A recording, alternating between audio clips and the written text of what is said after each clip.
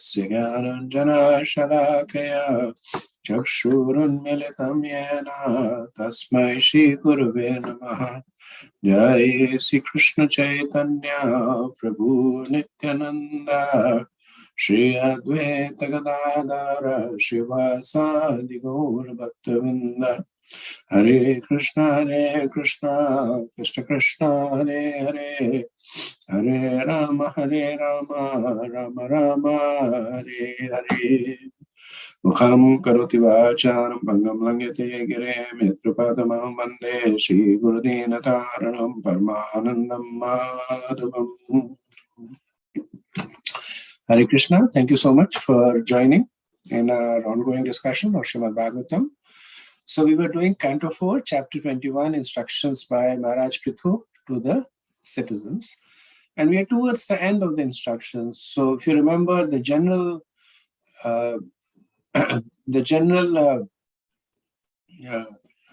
crux of the instruction is that Prithu Maharaj initially starts out by glorifying Varnashram and as a way for the citizens to gain piety. And then he links Varnashram to the pleasure of the Lord. Basically converts Varnashram to Devi Varnashram. So, and essentially that's what he wants to do, is to directly or indirectly get the citizens to the platform of bhakti, whether it is through Mishra Bhakti or it is completely through Karm Kand, but eventually he wants them to get to the platform of bhakti. So we'll resume from verse 34. Asa vihaneka guno guna drvaha pratha vidadravya guna kriyo tibihi sampadyate rithashaya linganamapi vishuddha vigyan ghanaha Swarupataha. The Supreme Personality of Godhead is transcendental and not contaminated by this material world. But although he is concentrated spirit soul without material benefit, without material variety, for the benefit of the conditioned soul, he nevertheless accepts different types of sacrifice performed with various material elements, rituals and mantras, and offered to the demigods under different names according to the interest and purposes of the performers. So this verse is essentially an explanation of Varnashram. That why is Prithu Maharaj talking about Varnashram? So far he was saying that it results in piety. Now he is introducing the Lord there. That the Lord is accepting the oblations which are offered to the Devas. Same point that is made in chapter 3 of Bhagavad Gita. And this is essentially referring to the all-pervading Brahman form of the Lord, the one that is present in all the incantations, all the oblations. So the Brahman form of the Lord. So why is Prithu Maharaj doing it? Because even if one follows Varnashram perfectly, karma by nature is contaminated. And there's that statement that all karma is bad karma, whether it is pious or impious. So even if one follows Varnashram perfectly, karma by nature is contaminated because it forces you to take birth again. However, when offered to the Lord, then it becomes Vishuddha Sattva or spiritual, even if there is a minor portion of bhakti within it. Does not have to be Shuddha Bhakti, does not have to be Ananya Bhakti, does not even have to be be pradhana bhakti, that there is a majority portion of bhakti. But even if there is lagu bhakti, even if there is a small portion of bhakti, then the activities become non-material, Vishuddha Sattva. And because of the presence of bhakti, karma becomes Gyan, leading to Brahman realization. So, Vishwanath Chakravarti, he has an elaborate purport on this because he feels it's one of the keystone verses that explains the tattva of varnashram. So he begins by saying that karma by nature is rajasic. It is impure and material. But if it is offered to the Lord, it becomes Vishuddha Sattva by even the minor portion of bhakti within it. And then he says in 2 verses, Prithu Maharaj is teaching Bhakti Mishra Karma. Prithu Maharaj points with his index finger at the sacrifice being prepared. And he says, this sacrifice, though it may have qualities of rajas, it becomes devoid of all gunas, beyond the gunas, in its final state, because of the power of bhakti present within it when the sacrifice is offered to the Lord. Now he basically explains how does it become Gyan. He said it becomes pure knowledge. It becomes endowed with the form of the bliss of Brahman, since karma matures finally into liberation through Gyan. So when one performs karma kand with a sliver of bhakti, then that karma matures into Gyan. What is the Gyan? Atma Gyan, that the understanding that I am not the body, but the soul, and knowledge about Krishna. Then Vishwanath Chakravarti says that bhakti is, however, different. In it, from the beginning, simply by hearing and chanting the Lord's name, it is full of pure knowledge. So he says in bhakti, there is no transformation of karma and Gyan because it begins with Gyan. Activities that are performed in bhakti, they are devoid of gunas right from the beginning. Thus, they are in all ways superior to karma. So this is a tattva that is established. Then, rhetorically one may ask this question that how is it transcending material realm when everything that is being offered is material? The yajna is material, the yajna samagri is material, the priests who are chanting are creating material sound. So how can it become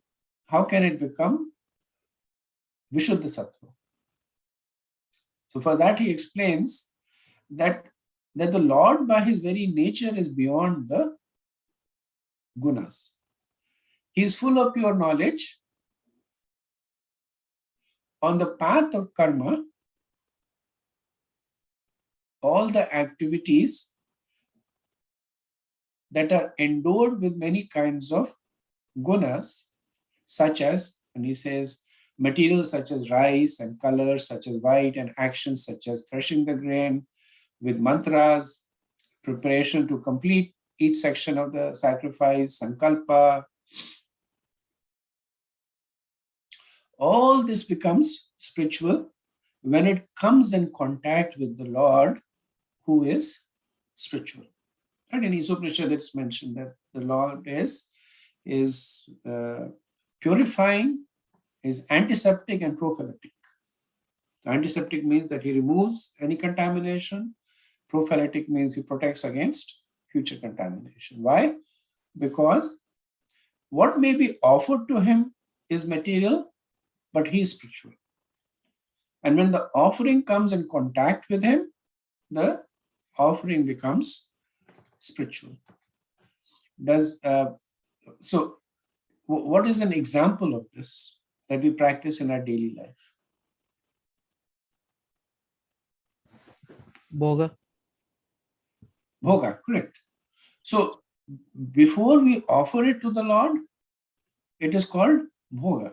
What does bhoga mean? Enjoyment, clearly material. When we offer it to the Lord, it becomes prasadam. What does prasadam mean? Mercy. So the only thing that is different between bhoga and prasadam is the offering to the Lord. So again, one must not think that this is mechanical. One should not think that the Lord is all spiritual. So anything that I offer to the Lord becomes spiritual. So I can offer forbidden foods to the Lord, or I can do forbidden activities and offer to the Lord. It is not a mechanical process where by one thing coming in contact with the other, it gets converted. There was a devotee who was sharing with me that when he was so second generation devotee, his parents were Prabhupada disciples, and he was a Gurukuli, and for a while he kind of left the movement and he was kind of doing his own thing. So he went into drugs, and he was doing drugs, and he was saying that before he would take the drugs, he would offer them to Lord Shiva and then take them. And then, of course, now he's very, very well set. So it's not that just by offering. There's a Prabhupada disciple who was very much into prasadam, or more than prasadam, was very much into food. He really liked eating a lot, and then he had this habit that he would go to the grocery stores, and then he would basically offer everything in the grocery store to the Lord, and say, now everything is prasadam. And then he would basically pick and eat whatever he wanted. This reciprocation is mercy of the Lord. That when the Lord sees that something material is being offered, but with love and devotion, then he reaches out and touches it. And then it becomes spiritual. So Srila Prabhupada has a very elaborate purport. He says that Vishwanath Chakravarti comments that these Karma Kanda ritualistic ceremonies, though contaminated, contain touches of devotional service, because wherever there is performance of any yajna, Lord Vishnu is given a central position. This is important because even a little endeavor to please Lord Vishnu is bhakti and is of great value. A tinge of bhakti purifies the material nature of the performances, which by devotional service gradually comes to the transcendental position. So this is very encouraging for us. That even though we are not performing Bhakti Mishra Karma, we are trying to perform Shuddha Bhakti. But we know that we are struggling. So for those who are performing Bhakti Mishra Karma, for them a tinge of bhakti is powerful enough to take them to the Lord. How much more so for us who are endeavoring to perform Shuddha Bhakti? So Prabhupada, like I said, I've summarized Prabhupada's purport into 10 points. So he begins by saying, and so for the sake of explanation, I have reordered the points of the purport. So Prabhupada begins by saying that there's a direct way of serving the Lord described by Prahlad Maharaj. This is the Shravanam Kirtanam, Vishnu Smaranam verse. One who cannot take to this direct process should take to the indirect process by performing of yajnas for the satisfaction of Vishnu. Prabhupada quotes Bhagavatam 2.9.15, Shriyapatim Yajya Patim Jagatpati. Says that Lord Vishnu is called Yajapati, the enjoyer of yajnas. Sacrifices that are performed for the devas are also offerings to the Lord, since the devas accept what is offered to them and in turn offer it to the Lord. Because they are devotees. They will also not accept anything without offering to the Lord. So one who performs sacrifices with this understanding. What is the understanding? Bhuktanam yagatapasama sarvarupameshwar. That the Lord is the supreme enjoyer. Such a person, what happens to such a person? Brahmarpana. That this is 424, and this verse actually fits very nicely over here, wherein it is said that when a person is in this consciousness, then what he is offering is Brahman. Where the offering is going in Brahman, the consummation is Brahman. Right? So the offering, the acceptance of the offering, the result of the offering, they are all becoming Brahman. So the paraphernalia is no longer material. So this appears, this verse is in the 4th chapter where Krishna talks about transcendental knowledge. That this is when karma matures into knowledge, then this is what happens. Then Prabhupada says that anything material or spiritual done for the satisfaction of the Supreme Lord is understood to be actual yajna. And by performing such yajna, one gets liberation from material bondage. So here Prabhupada, he's equating both material as well as spiritual. Now one might say if they're both on the same platform, then we might as well offer material. So this is the bare minimum. When one is offering spiritual, one gets a lot more than liberation from material bondage. But this is, so to speak, for bhakti, it's the lowest common denominator. And for Mishra Bhakti, it could be the highest denomination. Then Prabhupada says that different kinds of material paraphernalia or physical elements are transformed into spiritual understanding because ultimately there is no difference between material and spiritual. So here Prabhupada says, how does matter become spirit? From Krishna's perspective, there is no difference. They are all his energy. Everything he says emanates from the Supreme Spirit. We make that distinction.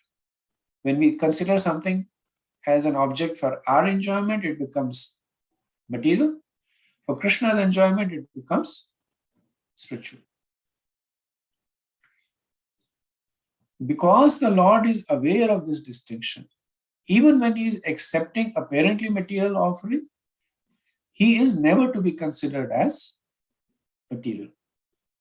So here Prabhupada is forestalling somebody saying that because the Lord is surviving on material offerings, the Lord is material.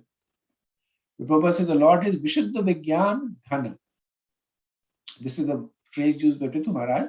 That is concentrated transcendental knowledge.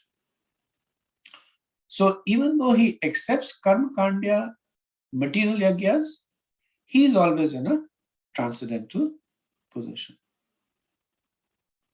Therefore, the mention of anek guna refers to the personality of Godhead's many transcendental qualities. So Prabhupada is basically arguing against, I'm not aware of it, but it looks like there are some commentators that have different commentaries on the verse, and they say that because the Lord is described as anek guna, and guna is modes of material nature, it indicates that the Lord is material, and because he's accepting material oblations, indicates his material. So Prabhupada is negating both those points. That the Lord is not accepting material, the Lord is accepting spiritual because of the consciousness of the offerer. And anek guna refers to his many transcendental qualities, not material qualities. So the conclusion is that if one cannot perform bhakti, one must take shelter of varnashram to attain the eventual mercy of the Lord. In all situations, one must worship the Lord. Akama sarva kamo vi moksha kama udarati. And the last point is important, that this is not from Prabhupada's purport. This is more of my realization that this understanding is unique to Vaishnava Siddhanta. That there is a crossover between the material and the spiritual paths. In all other understandings, there are two paths that run separately. Either one is bhogi or one is tyagi. So either one is immersed into material enjoyment, or he is following the path of complete renunciation. There's nothing in between. But Vaishnava Siddhanta says that while you're enjoying material aspects, you can still make spiritual advancements by mixing a modicum of bhakti. This gives enormous hope to so many people like us, who because of different reasons cannot follow the path of complete renunciation. So it's not that there is no hope for us. In Vaishnava Siddhanta, there is so much hope for us because of this unique understanding of the conversion of material to spiritual by the influence of the consciousness of the offerer and the mercy of the Lord. Okay, let's move on to verse 35. Pradhana kalasya dharma sangrahe sharirayesha pratipadya chetana kriya phalatvena vibhur vibhavyate yatha nalo darushu tat gunatmakaha. The Supreme Personality of Godhead is all-pervading, but he is also manifest in different types of bodies, which arise from a combination of material nature, time, desires, and occupational duties. This different type of consciousness develop just as fire, which is always basically the same, blazes in different ways according to the shape and dimension of firewood. So let's look at the verse. The Supreme Personality of Godhead is all-pervading. What does this refer to?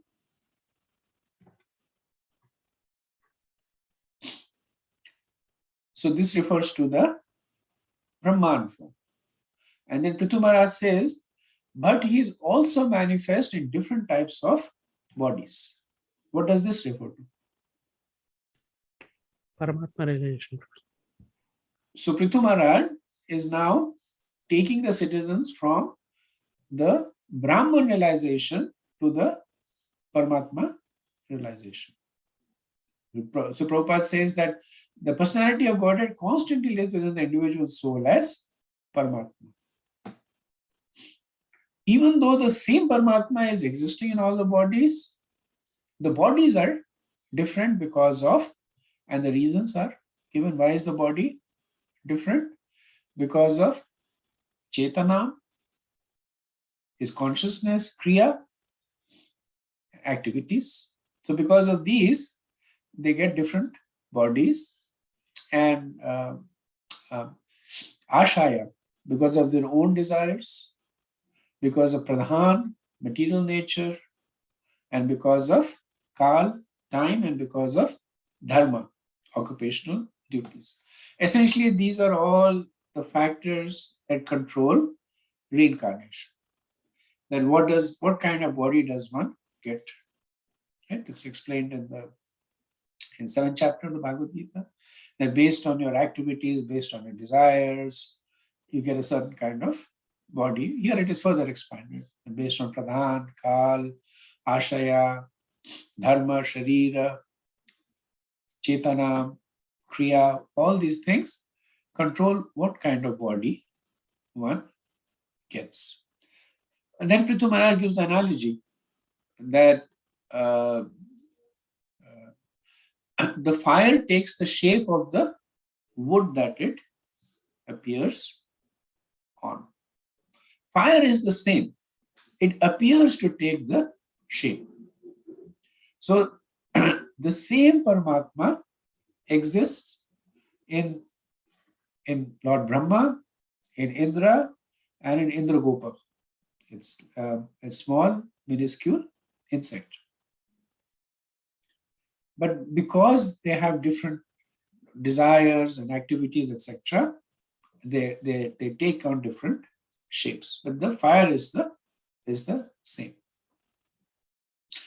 Now we know that this gradual progression from Brahman to Paramatma is basically yoga ladder. And Prabhupada speaks about yoga ladder in the 6th chapter of Bhagavad Gita, in verse 3 in the purport. He says that the process of linking oneself to the Supreme is called yoga. It may be compared to a ladder for attaining the topmost spiritual realization. In the commentary to this verse, Prabhupada says that, so here instead of ladder, he calls it a staircase. That like a staircase, yoga has different steps for reaching topmost floor. There is karma, gyan, dhyan, or bhakti. And bhakti is the topmost. It's also interesting to note that Prabhupada does not talk a lot about the yoga ladder. The yoga ladder actually is a term that became more famous later on amongst the devotees. There are only a few times, maybe 2 or 3 times, that Prabhupada talks about yoga ladder. Commenting on this verse, Vishwanath Chakravarti, he says that, so he's correcting it with the previous verse. He says that when the result of the karmas are offered to the Lord along with some bhakti, then it results in the attainment of the Lord. The body is composed of avyakta, pradhan, time, which is the agitator of pradhan, then ashaya, which is desires or impressions, and then dharma he translates to karma, because of your activities. And then he says the Lord is himself the Chetana. Chetanam is intelligence or consciousness situated in the body. So that one offers karmas to the Lord as a result of that understanding.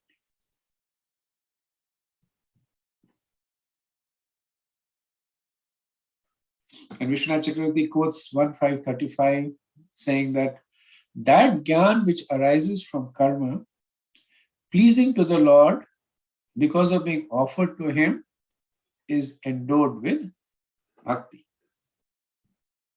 So the point that Vishwanath Chakravarti is making is that the translation from karma to Gyan can only be achieved if there is, even if there is a smidgen, a small sliver of bhakti, that will transform karma to Gyan. Without that bhakti, karma will stay as karma. But when that small amount of bhakti is there, which is more or less automatically present, because Prabhupada says that by nature the yagyas invoke devotion to Lord Vishnu, directly or indirectly. Right? Then karma becomes Gyan. So according to this verse, karma offered to the Lord by becoming Gyan mixed with bhakti gives one eventual attainment of the Lord. However, and he makes this point that which is essentially defeating a potential argument, that if that is so, then let everybody perform karma. So he says, however, according to the amount of bhakti and faith in the offering of the karmas, there will be a corresponding appearance of Gyan and corresponding attainment of the Lord. So here Vishwanath Chakravarti, he gives a slightly different interpretation on the fire on the wood. So he says, just as fire is situated in sandalwood, and it takes on the quality of that wood, similarly, the Lord gives results to the action according to the type of worship done by the worshipper. So if one lights sandalwood, then the fire produces aroma. If one lights wet wood, then the fire produces smoke. So depending on the nature of the wood, the result of the fire is the same, even though the fire is the same. So depending on the amount of bhakti that is there in the offerer, the results will vary. So for a person who is doing nishkam karma with some bhakti, there is mukti. So Vishwanath Chakravarti gives some sample destinations. So one is doing nishkam karma, and there is some bhakti, and for that person there is liberation. For the person who is doing karma mishra bhakti, there is shantarati. So the person basically enters into the mellow of neutrality with the Lord. And then he says, according to the amount of bhakti, the Lord gives shalokya and other benedictions.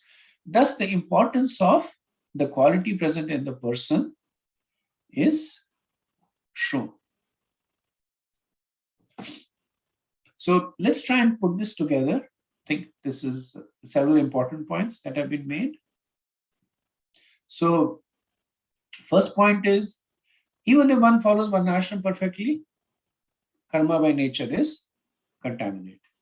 Second, however, when there is an offering to the Lord, it becomes Vishuddha Sattva, even if there is a very minor portion of bhakti in this offering. Because of the presence of bhakti, one attains Gyan, which leads to Brahman realization. Further results of karma offered to the Lord with bhakti is attainment of the Lord. So if one makes further progress and the bhakti component increases, then one attains the Lord. The offering of karma to the Lord mixed with bhakti gives rise to Gyan. So this is an explanation of how does bhakti result in the attainment of the Lord. This is because when karma is mixed with bhakti, one gets Gyan. This Gyan gives the attainment of the Lord, and the depth of this Gyan will depend on the extent of bhakti. So just as the fire takes the shape of the log it is resting on, the Lord gives Gyan proportionate to the bhakti and the faith of the performer. So for a person doing nishkam karma with some bhakti, there is liberation. For a person doing karma mishra bhakti, there is shantarati. So according to the amount of bhakti, the Lord will give corresponding attainment. Similar point is made in Bhagavad Gita chapter 7 verse 19, where Vishwanath Chakravarti, when he comments on the verse, he says that the nature of karma and its mixture with bhakti determines the result of it. He said at the highest platform is Keval Bhakti, pure devotion where one acts only for the pleasure of the Lord. And it's very rarely awarded, since the person in this state gets control of Krishna, gets personal association of Krishna. Lower than Keval Bhakti is Pradhan Bhuta, where there is devotion mixed with desire, but Bhakti is prominent. So this is explained in 7:16, where the three types of Karma Mishra Bhakta, the distressed, the one who is looking for material gains, one who is inquisitive, they will either get elevated to the platform of Nishkam Bhakti, or they will attain Shantaras.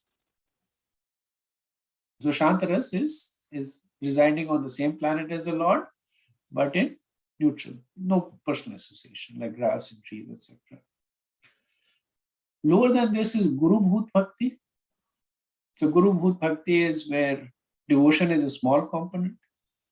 The main component is karma, sakam karma, and such a person gets elevated to heavenly planets. And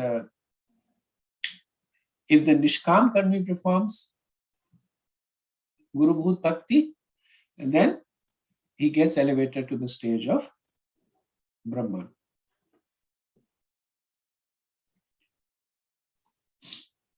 So I will share these points with Prem Kishore Prabhu, and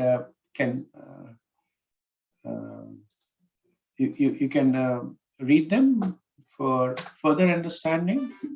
So again, these are things that we know, and they have been more systematically developed here. Okay, I'll do one more verse, and then after that we'll stop for any discussion. That ends this. This verse will end the instructions by Prithu Maharaj. Verse 36. Aho mamami vitarantyanugraham harim gurum yagya bhujamadishwaram swadharma yogena yajanti mamaka nirantaram kshoni tale vrataha. The Supreme Personality of Godhead is the master and enjoyer of the results of all activities, and he is the supreme spiritual master as well. All of you citizens on the surface of the globe who have a relationship with me and are worshipping him by dint of your occupational duties are bestowing your mercy upon me. Therefore, O my citizens, I thank you. The Vishnu Chakravarti says that when Prithu Maharaj gives the previous instruction, the citizens say that, O king, O master, we have become successful by your instructions. We will always worship the Lord.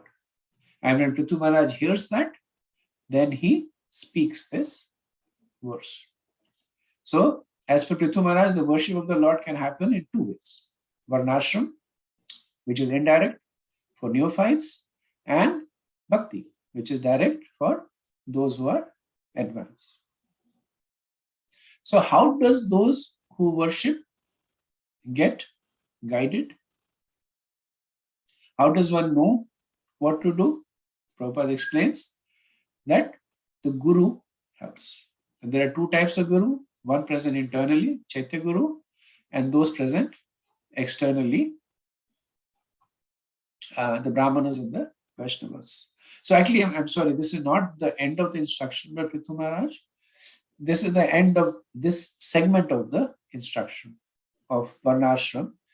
And the rest of his instruction are actually on Guru. So this verse is a segue into the importance of accepting, who to accept as a Guru and why is it important. Srila Prabhupada says that Prithu Maharaj is advising the citizens to take to devotional service, and that is now concluded in two ways. He has advised the neophytes to engage in devotional service according to the capacities of different orders of social and spiritual life. So Prabhupada talks about both, so not just Varnashram. So what is the different orders in Varnashram? Varna and ashram. What are the different orders in spiritual life?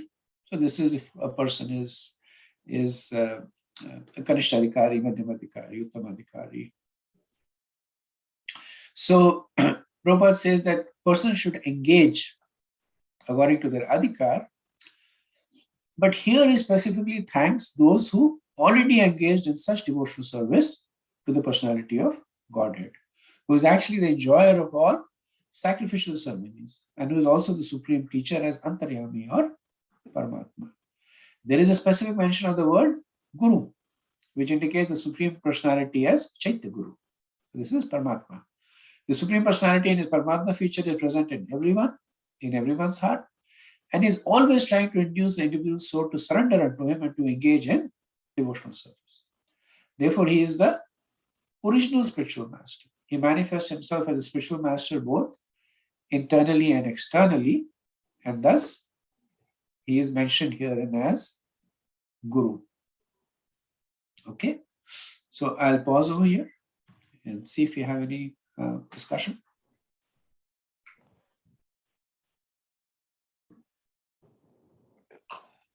Hare Krishna, Prabhu. Could you hear me? Yes, Prabhu. Yes, Prabhu. Actually, I just wanted to know a little more about the analogy you gave, but I would like to connect with what I got it about the sandalwood and fire.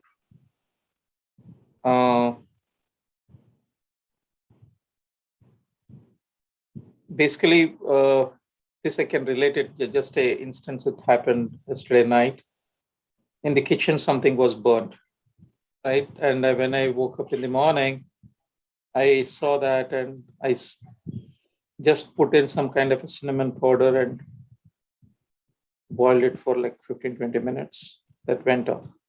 So do I see this? This is the first question I have, or clarification I can say, where offering bhakti with karma to get that Gyan, how are you correlating with this analogy of fire on wood or fire on sandalwood? That is the first question. The second is devotion mixed with desire, right? We definitely, as we said yesterday in session as well, we are Shudras, right? Even as a devotee at different levels, we feel that we are doing a devotional service in each and every act what we do. Like, for example, if a devotee has a desire to build a temple or build a farm for certain purpose, for the devotional purpose, but at the same time, he's feeding his own ego. Oh, I want to do this. So how you want to correlate that bhakti component is included in that? Okay, thank you, Prabhu. Good questions, and I'm going to try to answer them to the best of my ability. This particular section is a little dense, and I did spend some time trying to unravel it. May not fully have succeeded. The first question that you asked is, how does the analogy hold true in terms of karma to Gyan? So the analogy is interpreted in two possible ways. Vishwanath Chakravarti interprets it saying that depending on the nature of the wood, the fire produces different results. So sandalwood burning, it produces fragrance.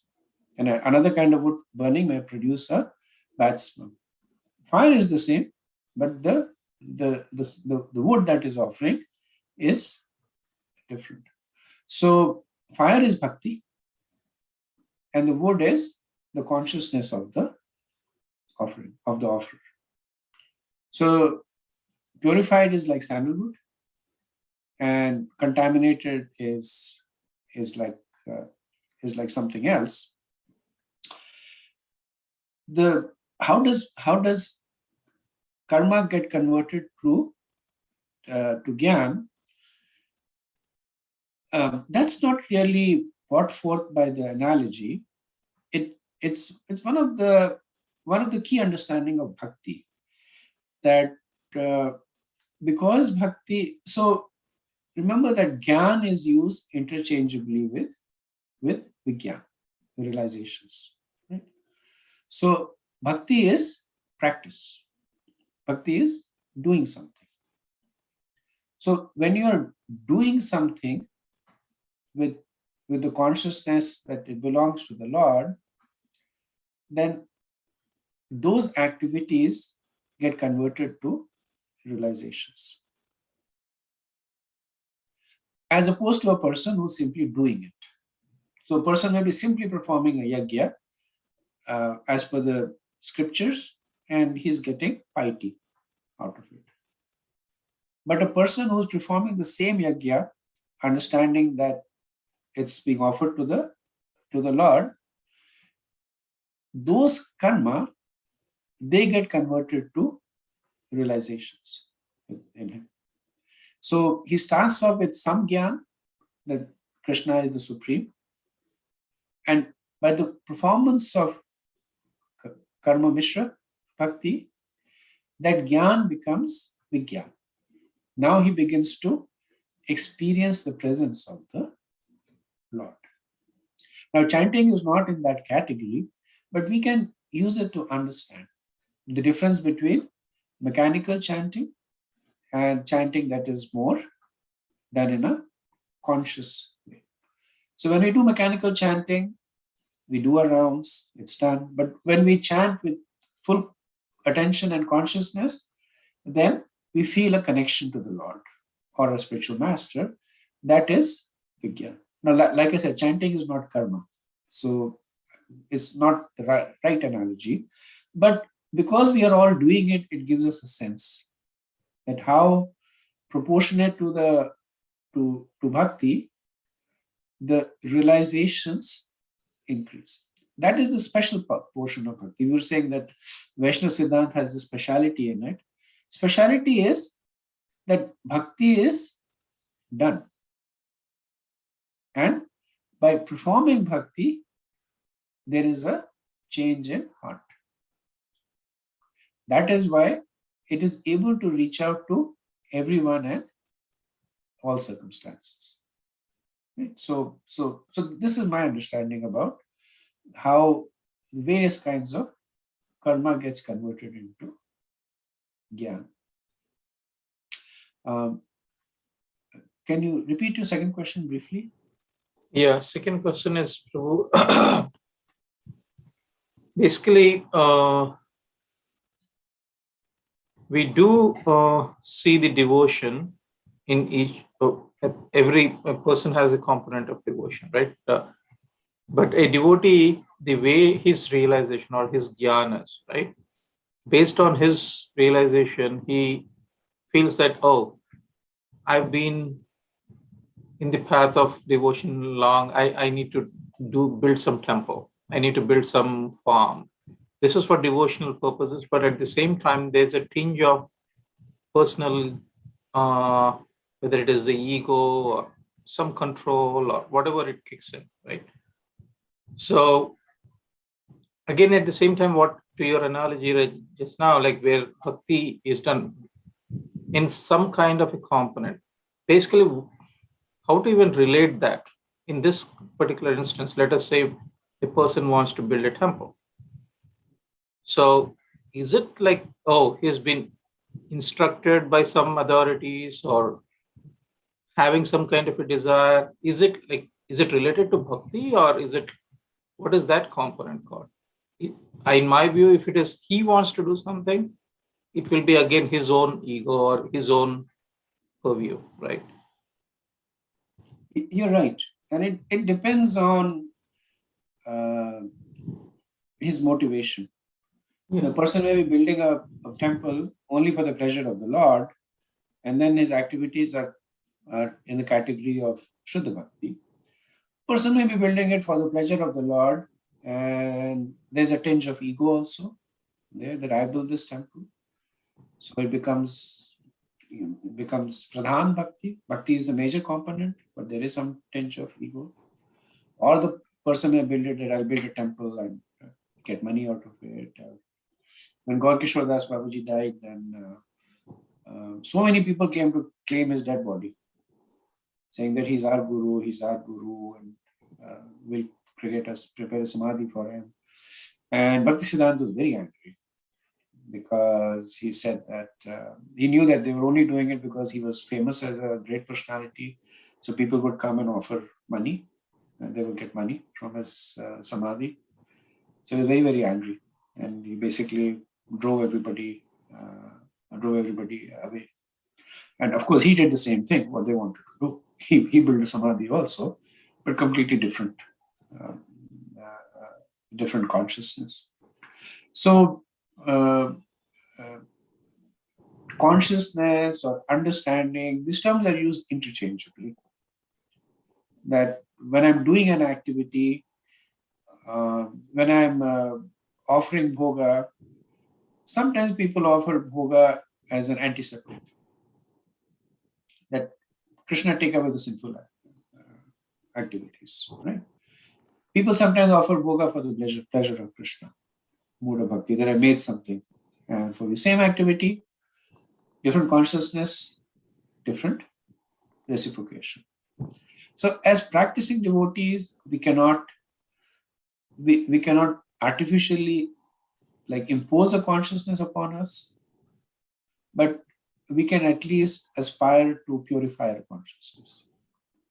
So the angas of bhakti, they're designed in a way that they purify our consciousness, and as we serve Vaishnavas more and more, as we serve the holy name, maybe initially we offered.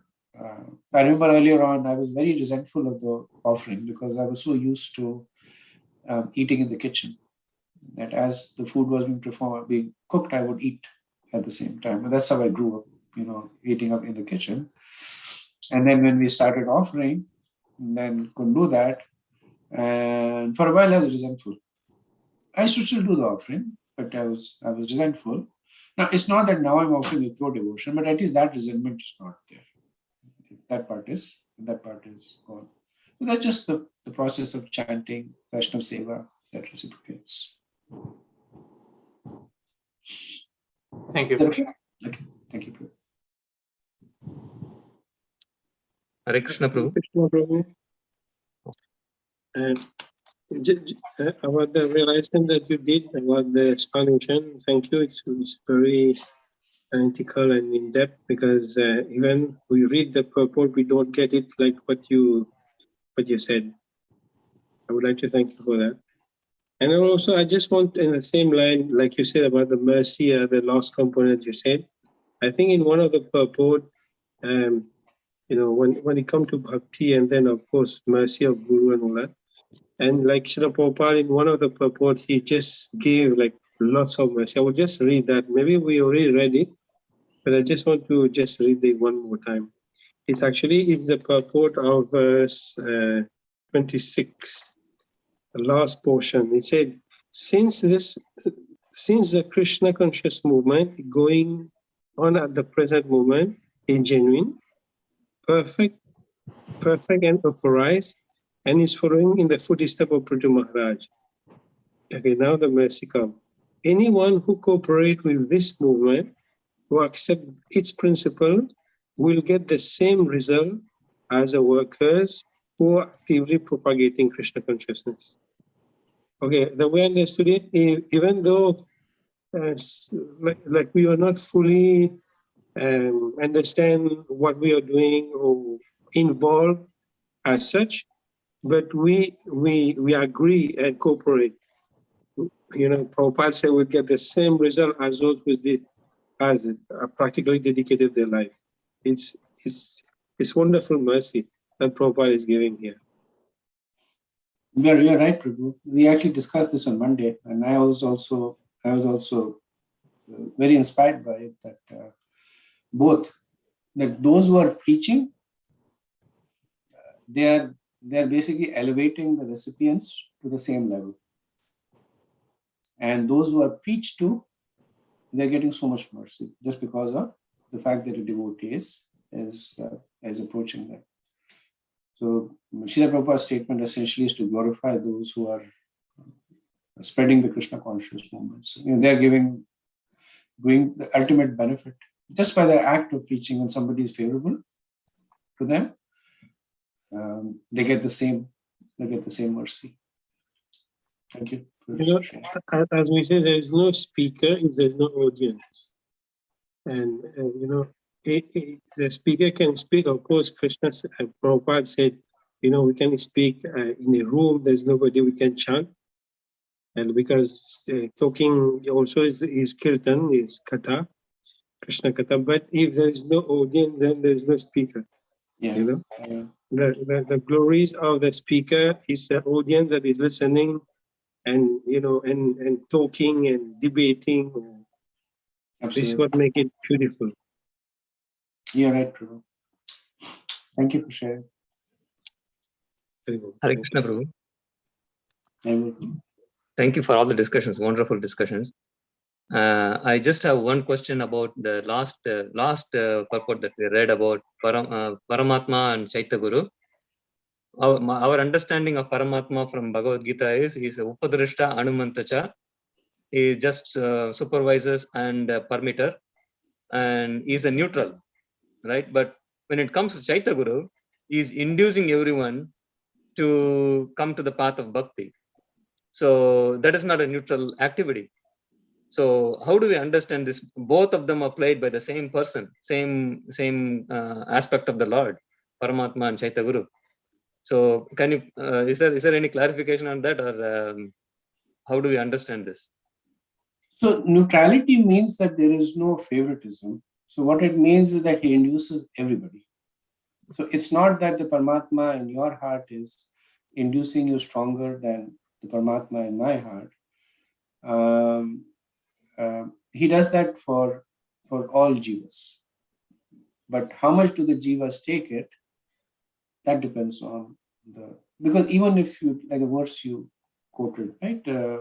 That Bharta Bhokta Maheshwara, that he's fulfilling everybody's desires according to what they desire and deserve.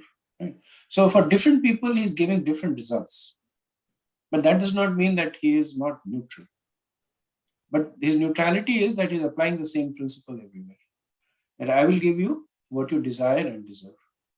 Some person may deserve more or desire something else, and different combination of desire and deserve, but the principle is applied in a neutral way. Similarly, Paramatma is Chaitya Guru. Rampa Maharaj gives this example that we all have experience of Paramatma as Chaitya Guru. It is known as conscience. That we have a conscience that if you're trying to do something bad, there's something within us saying, don't do it. Even though we may not have read the scriptures, even though we may be atheist, something says, do not do it. Or when we do something good, something within us makes us feel good. That's one's conscience. It's recognized. So there's a word for it, and it is widely recognized. That is Paramatma as Chaitya Guru. Thank you, Prabhu. Thank you very much. Thank you, Prabhu. Good question. Hare Krishna, Prabhuji. Thank you very much, Prabhuji, for the class. I have two questions, Prabhuji. Overall, I have little vague in my clarity of understanding, but I would try to put my question. So you mentioned in a series of points, one of the beginning point that you mentioned is even with little bhakti, when somebody performs karma, and those activities are considered beyond modes, like meaning transcendental. So does this applied for if somebody carries only little bhakti and only performs but lot of karmic activities, so his whole karmic activities will be considered beyond the modes? So Vishwanath Chakravarti makes this this point that it is in proportion to bhakti. Right? That's why he gives different destinations.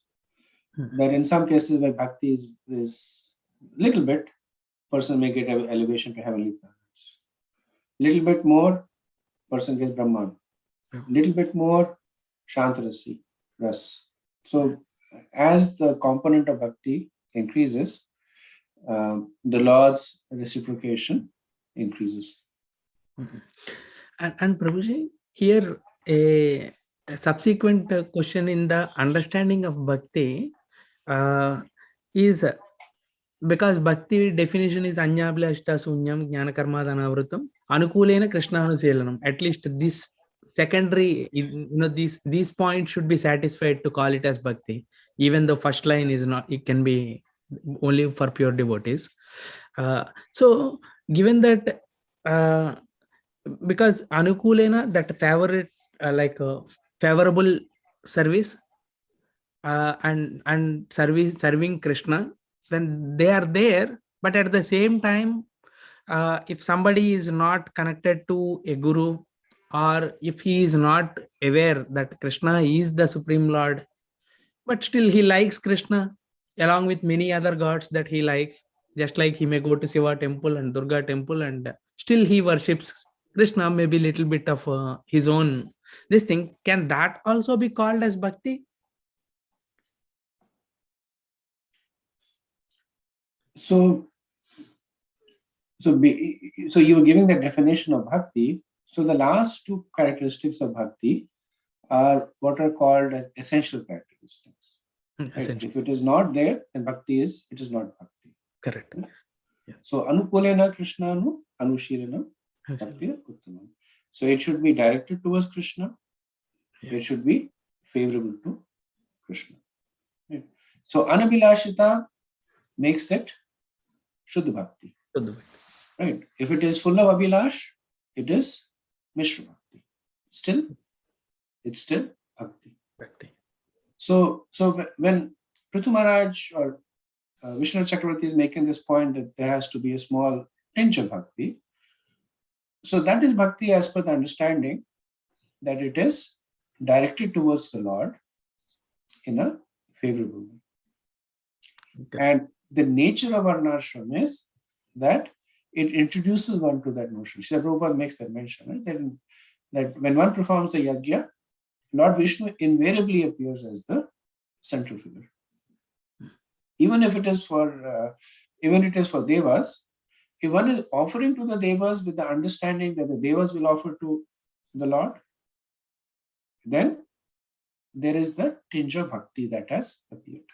Right? But it has to be in relationship to the Lord in a favorable way. Okay. So it should be for that person, it should be all the time. Even though he worships Lord Shiva or Durga, still he should have that conception that Krishna is the Supreme Lord. Not necessary. What it means is that, so let's assume somebody is worshipping Lord Shiva, and all the time he's worshipping Lord Shiva, but sometimes he offers paraphernalia to Lord Shiva with the understanding that Lord Shiva will offer it to Lord Vishnu. Right? So like when you look at even the Karma Kanda Yagyas, what is the first thing that is done in the Karma Kanda Yagyas? The parameter is established, right? The coconuts are established, 4 coconuts. One of them is considered to represent who? The 4 coconuts are the Lokapals. The 5th coconut is Lord Vishnu. Right? So before you start the performance of the yajna, you worship the 5th coconut. Okay. You tie the thread around it, you perform arti. We don't do that elaborate yajna, but when you see even in temple settings, when like temple installation or more elaborate ceremonies, they will do this. They will first establish the coconut that represents the head of Lord Vishnu, worship it. And of course, in ISKCON, it's always offering to Krishna. But even if it is done outside in Karmakand, that by nature, there is the exposure to the Lord. One may take to it or not. Right? Okay. One may still be worshipping Lord Vishnu in the coconut form, thinking that Lord Vishnu is one of the devas, right? No benefit at that point. But that potential is there, that opportunity is there. That he worships Lord Vishnu, saying, okay, Lord Vishnu is the personality of Godhead, and his Nishtha is in Lord Shiva, and then he starts worshipping Lord Shiva or Durga Devi. But there has to be some deliberate attachment to the Lord. Without that, bhakti cannot exist. Whether it happens all the time, all the time it doesn't even happen in us, right? Of course. We are devotees. It's not even happening in us all the time. Correct. So we are aspiring to do that. So in Mishra Bhakta, it's happening occasionally through the performance of rituals, through the reading of mantras. It happens and then it goes away. But that bhakti is, as per Prithu Maharaj, that component of bhakti converts karma to Gyan. So the karma now becomes converted into the realization of the presence of the Lord. There is a Supreme Personality of Godhead. Okay. So meaning, Prabhuji, if he do not carry that conception that Krishna is Supreme Lord, then and still like any other god he is worshipping, he is also worshipping Krishna, then it mostly comes under Karmakanda, Prabhuji? Yeah. So that will not bear any benefit, right? So if one is worshipping Krishna as somebody else, as one of the demigods or whatever it is, it's not really bhakti. It could be a Gyat Sukruti, it could be something else, but it's not really going to be bhakti, right? Because Rupa Goswami very clearly says that it should be directed towards the Lord in a favorable way. Okay. Favorable way meaning and with the conception. I got it now. Meaning, Prabhuji. Thank you so much. Yeah. And one more question can I ask, Prabhu? Yeah, go ahead. Thank you, Prabhuji. Prabhuji, you mentioned that offering karma with the component of bhakti leads to Gyan, and that Gyan is actually connects one to the Krishna.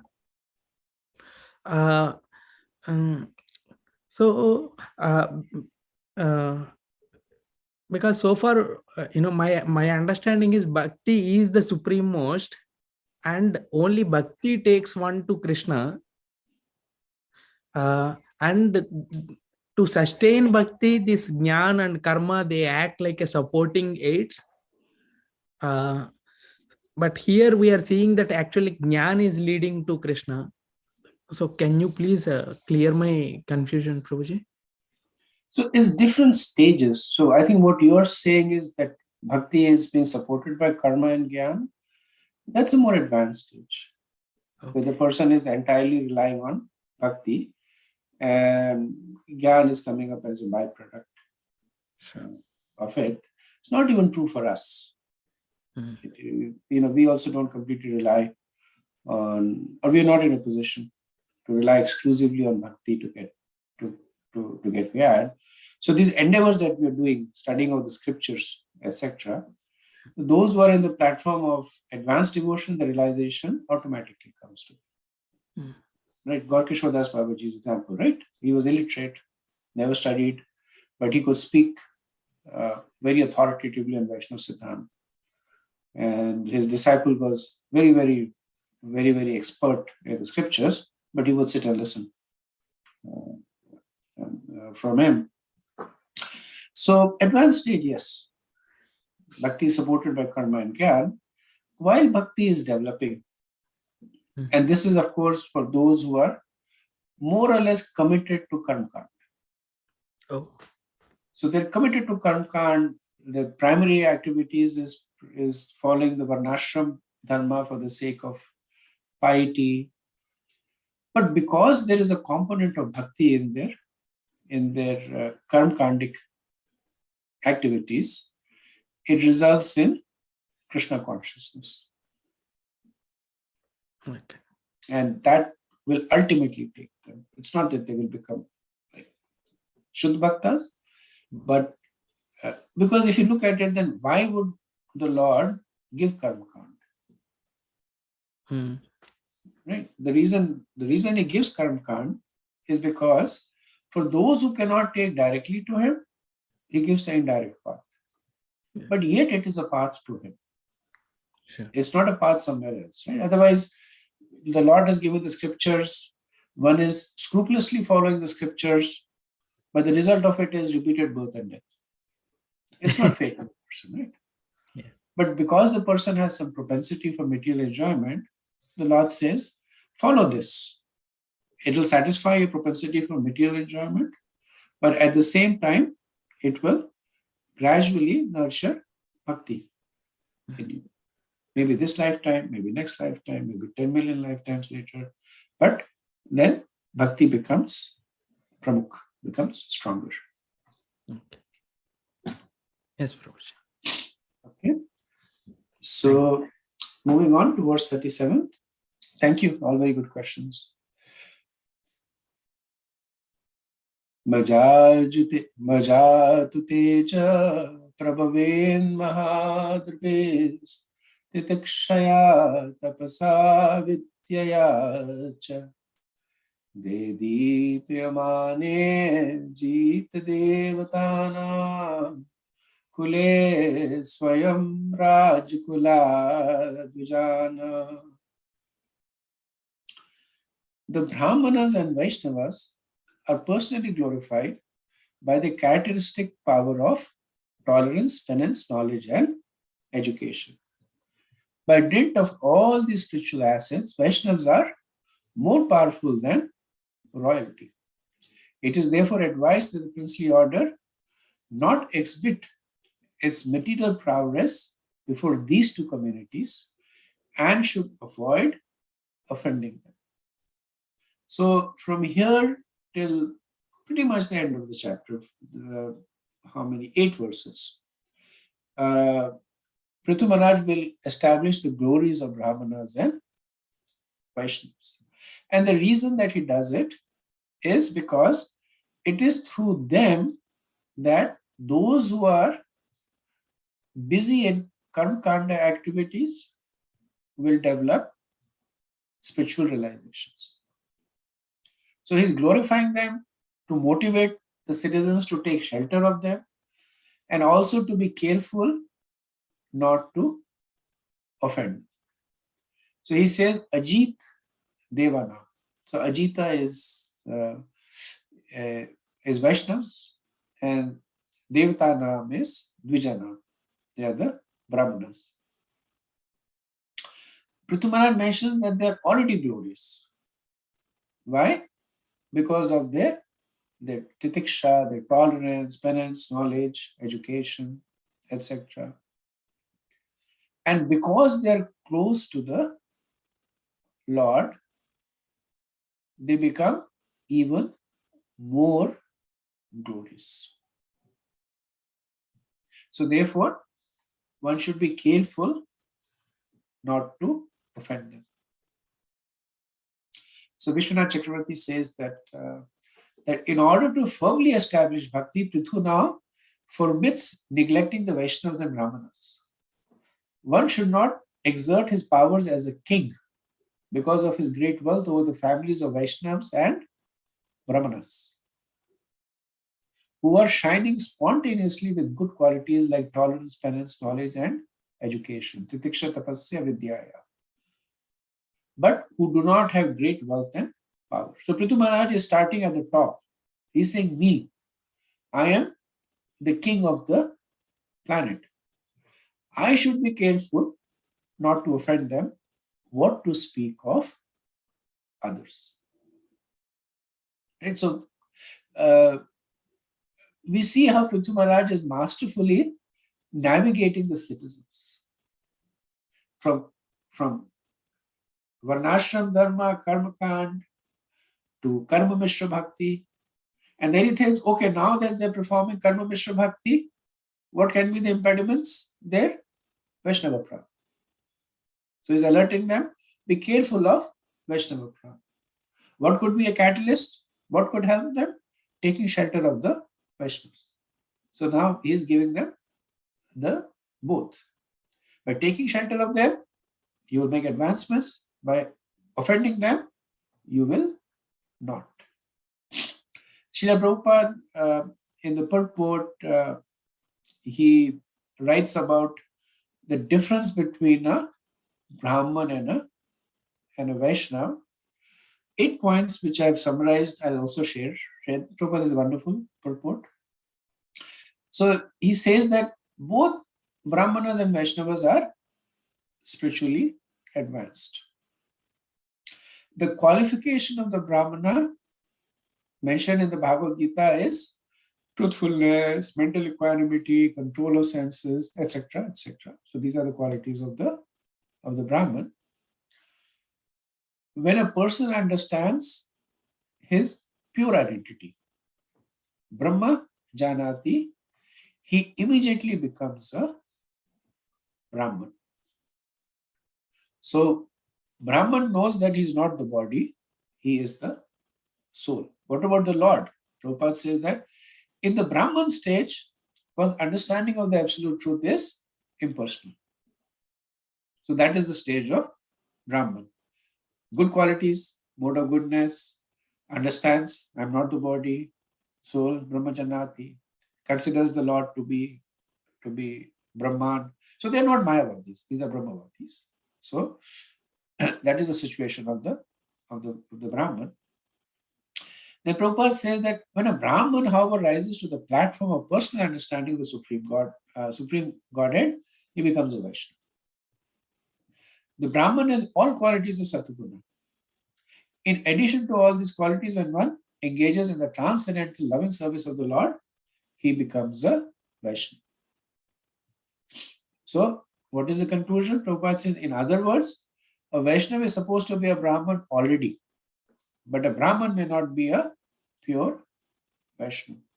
A Vaishnava is a learned Brahman, is therefore designated as Brahman Vaishnava, Brahman Pandit, or as a Vaishnava and Brahman.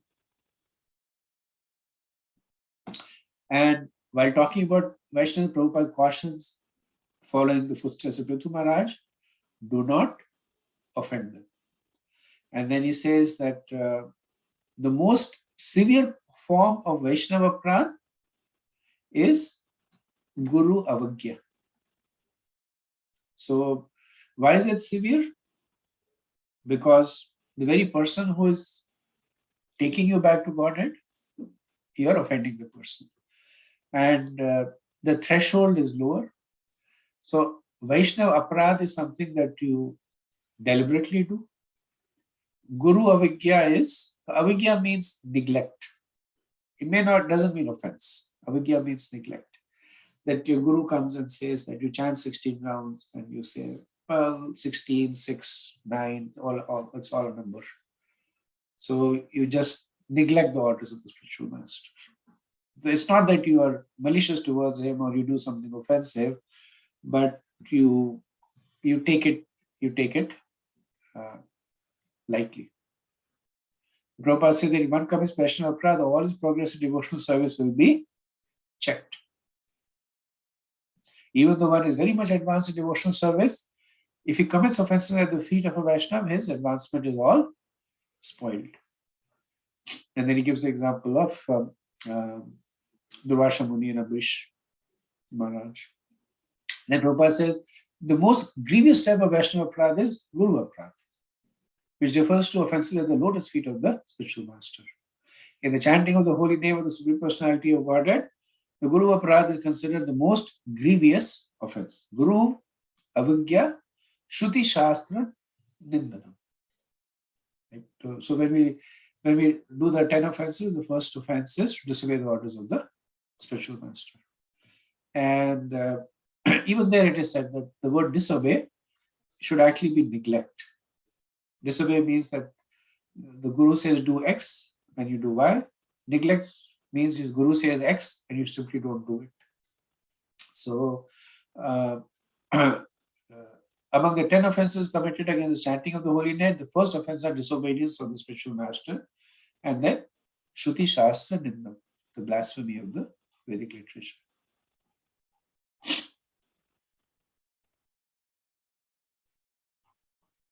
Okay, I'll do 2 more verses and then we'll pause.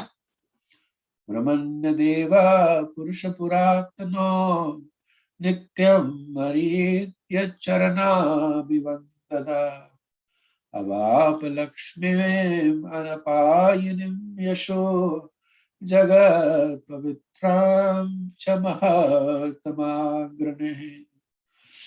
The Supreme Personality of Godhead, the ancient eternal Godhead, who is foremost among all great personalities, obtained the opulence of his staunch reputation, which purifies the entire universe by worshipping the lotus feet of those Brahmanas and Vaishnavas. So in 7 verses, Prithu Maharaj is recommending devotion to Brahmanas and Vaishnavas to make bhakti strong. And Vishwanath Chakravarti says that this point has already been made by Lord Vishnu in the 16th chapter. This is in 3rd canto, 16th chapter, verses 7 to 12. Lord Kapila has already made this points, and they are being repeated here again in order to teach. So, Prithu Maharaj is basically saying that what to speak of me. Initially, he said that I should be careful not to offend the Brahmanas and the Vaishnavas. Then in this verse, he says, what to speak of me? Even the personality of Godhead, the opulence of his staunch reputation is because of worshipping the lotus feet of the Brahmanas and Vaishnavas. Same point is made by Lord Vishnu in the 3rd canto in the cursing of Jai Vijay. That when the 4 Kumars are upset at Jai Vijay, then the Lord comes and he goes on and glorifies the Brahmanas, and he says that I will lop off my arm to satisfy the Brahmanas. And then he says, my kirti, my opulence is only because of my devotion to the Brahmanas. Now, factually speaking, the Lord is Swarat, right? He is independent. His greatness cannot be dependent on anything. So what does it mean that it is, when he makes this point? So the understanding is that while the greatness of the Lord is absolute, how it is perceived is relative. So when those who perceive the Lord's devotion to Brahmanas and Vaishnavas, then they glorify the Lord. It's not that the Lord's greatness is because he's worshipping Brahmanas and Vaishnavas. His Lord is great anyway.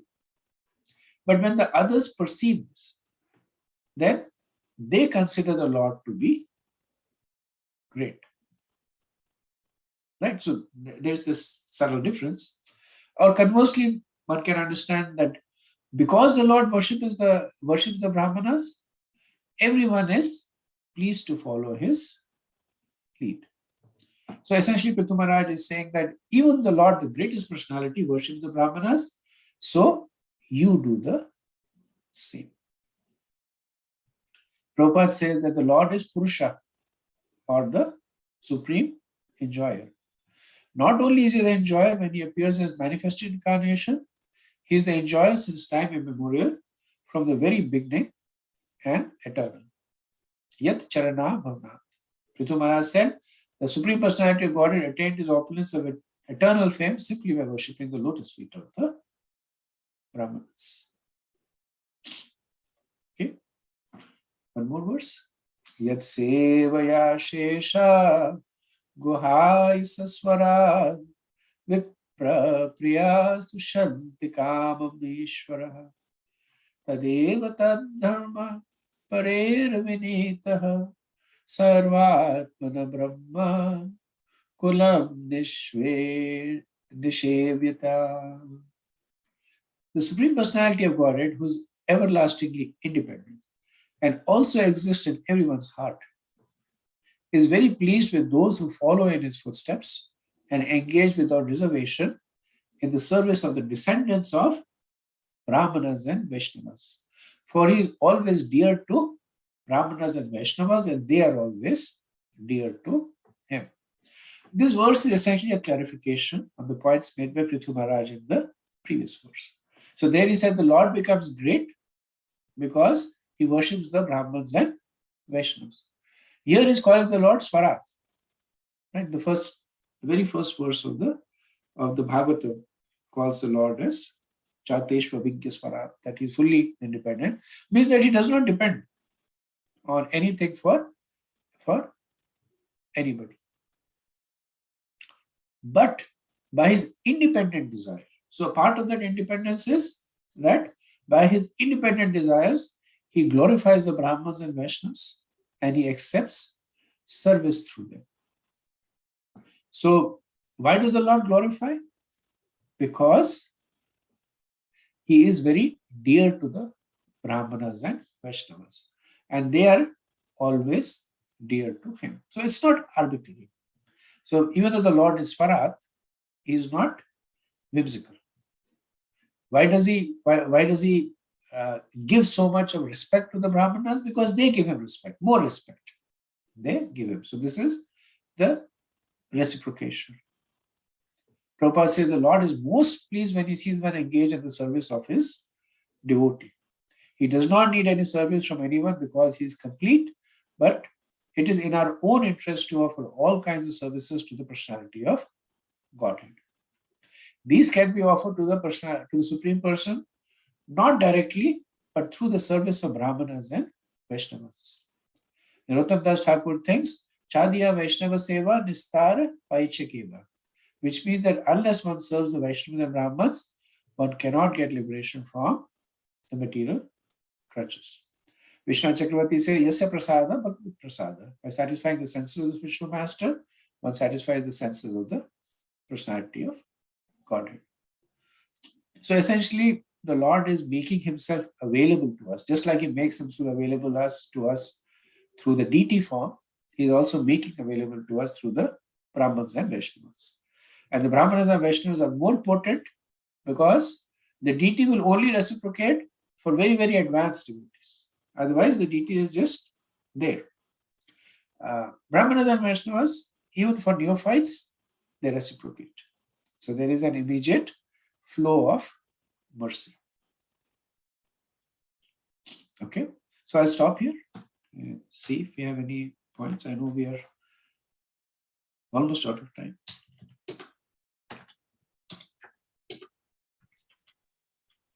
Hare Krishna Prabhu. The Brahmanas and Vaishnavas, we are talking about the two different personalities here. So when the Brahmanas are also glorifying the Supreme Lord, they are none other than Vaishnavas, isn't it? How they are different then? Why are we calling them Brahmanas and Vaishnavas separately? So Prabhupada makes that distinction that the Brahmanas glorify the Lord in the personal form.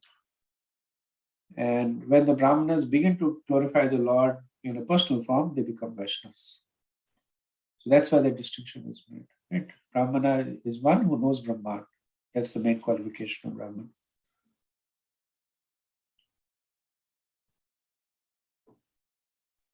So otherwise, the Brahmanas, those who are just studying Vedas and the other qualities of the Brahmanas, which does not include glorification of the personality of Godhead, they are considered to be Brahmanas, distinctly different from Vaishnavas.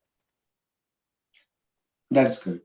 That is Prabhupada's explanation in that report. So he makes this specific point that Brahmanas, they are situated in Brahman. But when the Brahmanas start worshipping the personal form of the personality of Godhead, they become Vaishnavas. And then he goes down to say that is why Vaishnavas are Brahmans. So you're Brahman, you're in class 5, then you start worshipping the Lord, you go to class 6, and then you become Vaishnava. So class 6 means you're already done class 5. So that means he says Vaishnavas are already Brahmins. I have a sense, I haven't read Bhakti Siddhanta's speech on this topic, that Vaishnava Kebe, that who is a Vaishnava, right? Bhakti Siddhanta was invited to settle this controversy between Brahmans and Vaishnavas. And then he starts off by glorifying the Brahmanas, and all the Brahmanas are very happy. And then he starts talking about the qualities of the Vaishnava and how they superseded. My sense is that Srila Prabhupada is essentially abstracting from that and presenting it. And the one interesting thing is here, Krishna, or the Supreme Personality of Godhead, is happy or pleased when the Brahmanas glorify him. And so he still sees them as a Brahmanas, not as a Vaishnavas. Does it mean those Brahmanas are glorifying him in a Brahman future of the Lord? Yes. Not Yes. So one thing they have to realize that that Brahman realization is very, very elevated. So as devotees, we tend to denigrate it. And that's because our training is there. Second reason is there are very few Brahmavadis. Most of them are Mayavadis. Mayavadis are they're messed up. But Brahman realization is very, very advanced. Even though it's said that those who go to Brahman fall down, but they don't. They might, but they don't. That's their perfection. Shantiras, that's their perfection. So they're glorifying the Lord in that form, and that's their destination. And the Lord has affection for them. That's why he gives them such a elevated position. The Brahman is full of jivas. It's not that the Brahman is empty. The Brahman is full of jivas. It is steaming. It is saturated with jivas. That is why Sadashiv Lok, he strategically places it in Brahman because he preaches to them Vaishnav Tattva to go to Vaikuntha or Golok, but he places it there because it is teeming with very exalted jivas. Thank you, Prabhu. Thank you very much. Thank you. Okay, so we'll end over here. Vanchakalpatarubhya Kripa Sindhubhya Cha Patitanam Pavanebhyo Vaishnavebhyo Namo Namah. Ananta Koti Vaishnavrinda ki Jai. Srila Prabhupada ki Jai. Thai Gaur Premanande. Hare Krishna. Thank you very much.